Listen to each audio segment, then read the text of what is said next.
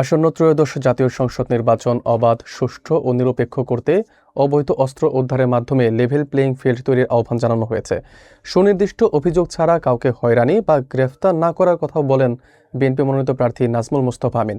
চট্টগ্রামের সাতকানিয়া লোহাগাড়ায় কর্মরত সাংবাদিকদের সঙ্গে মতবিনিময় সভায় তিনি এসব কথা বলেন। বিস্তারিত থাকছে সত্তার শিকদারের প্রতিবেদনে। আসন্ন ত্রয়োদশ জাতীয় সংসদ নির্বাচন অবাধ, সুষ্ঠু ও নিরপেক্ষভাবে সম্পন্ন করতে প্রশাসনের প্রতি একাধিক গুরুত্বপূর্ণ আহ্বান জানিয়েছেন চট্টগ্রাম 15 আসনে বিএনপি মনোনীত ধানের শীষ প্রতীকের সংসদ সদস্য প্রার্থী নাজমুল মুস্তফা আমিন।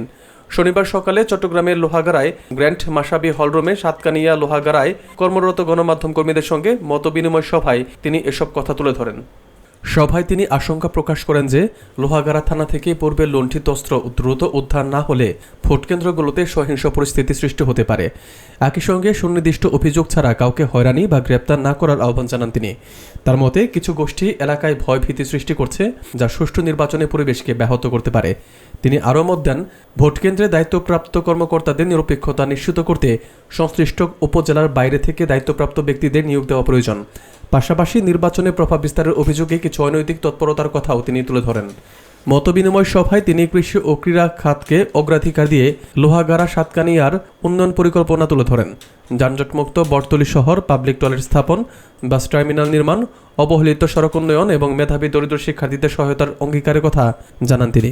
সভায় দক্ষিণ জেলা বিএনপি এবং সহযোগী সংগঠনের নেতাকর্মী সহ বিভিন্ন ইলেকট্রনিক ও প্রিন্ট মিডিয়ার সাংবাদিকরা উপস্থিত ছিলেন। একজন রাজনীতিবিদ, সমাজসেবক, একজন দানবিক, তিনি নিজস্ব ফাউন্ডেশন থেকে বিরোধী দলে থাকাকালীন সময়েও আজকে পর্যন্ত বিরোধী দল মানুষের পাশে দাঁড়িয়েছেন।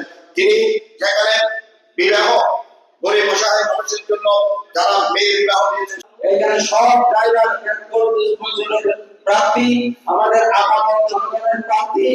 তাই লোহাগাড়ার প্রার্থী হিসেবে আপনারা ভোট গ্রহণ করবেন এবং আমাদের লেখনের মাধ্যমে আমরা শুধু লোহাগাড়ায় আপনাদের কাছে একটাই আবেদন করবো, এবার যেন আমরা সংসদে লোহাগাড়ার একজন কৃতি সন্তানকে যেন পাঠাতে পারি, সেই আশাবাদ ব্যক্ত করে আমাদের বাংলাদেশ জাতীয়তাবাদী দল বিএনপি মনোনীত ধানের শীষের প্রার্থী দেশনেত্রী এবং জনজাতি এবং দেশনায়ক তারেক রহমানের মনোনীত প্রার্থী সর্বোপরি লোহাগাড়ার সাতকানিয়া সর্বস্তরের জনগণের মনোনীত প্রার্থী লোহাগাড়া উপজেলা বিএনপির সাবেক আহ্বায়ক, চট্টগ্রাম দক্ষিণ জেলা বিএনপির আহ্বায়ক কমিটির অন্যতম সদস্য।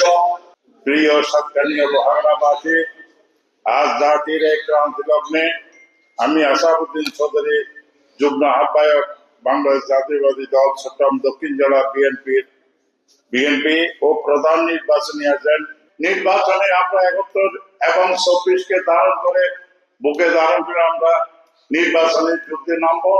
তবে প্রশাসন থেকে আশা করি লেভেল প্লেইং ফিল্ড করার জন্য এখানে যে অবৈধ অস্ত্র থানা থেকে লোহাগাড়া থানা এবং কোতোয়ালি লুণ্ঠিত অস্ত্র উদ্ধার করতে হবে, সেটা হচ্ছে আমাদের প্রধান দাবি।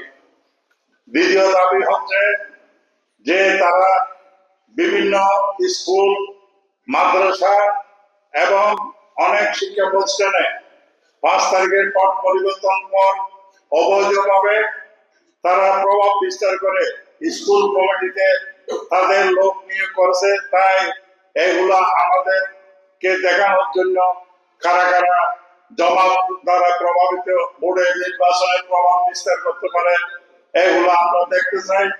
যারা নিরপেক্ষ ব্যক্তি তাদেরকে শুধু ওখানে রাখা যাবে, সেটা আমরা জেলা রিটার্নিং অফিসারকে উদ্দেশ্য করে বক্তব্য রাখছি, যাতে সঠিক প্রক্রিয়ায় পুলিং প্রিসাইডিং নিয়োগ করা হয়।